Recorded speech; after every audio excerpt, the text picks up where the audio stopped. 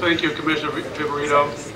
On behalf of the faculty, staff, and students, and particularly the athletic department of the University of South Dakota, we accept your offer.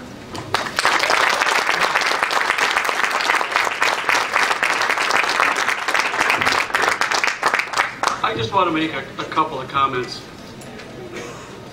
I think in the last several years, although I didn't notice so much the officials were on our side, particularly Patty, I have to say, and my wife says they never are.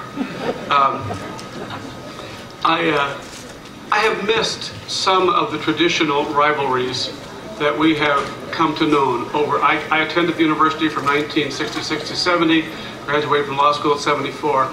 I went to all those games and watched us play with huge amounts of emotion.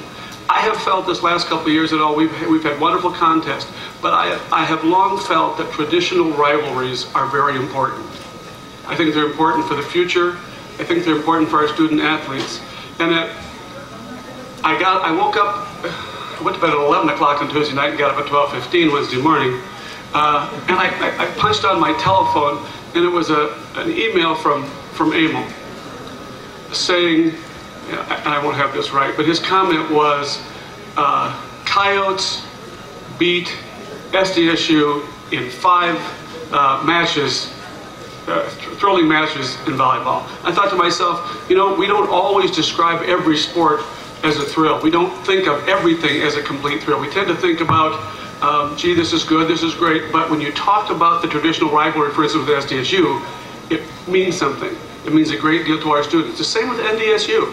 And I think we have some great new rivals that we will build tradition with in this Missouri Valley Conference. So I'm very pleased to be able to accept. I'm very pleased to have been part of this conversation, but I have to tell you that the real yeoman's work fell on the back of David Saylor, who has not, as you know, been here very long. I like to think of myself as a new president, but I've been here 14 years, so that's not possible. I like to think of myself as young, too, now that I think of it. But David has been here a short time, and he's had to immerse himself in a lot. He's had to visit with people and find out what our fans want. If you think about it, what it really gets down to, what's best for our student athletes, what's best for our fans. That's what's best for the university. He made that happen. I appreciate it. David, would you please say a few words?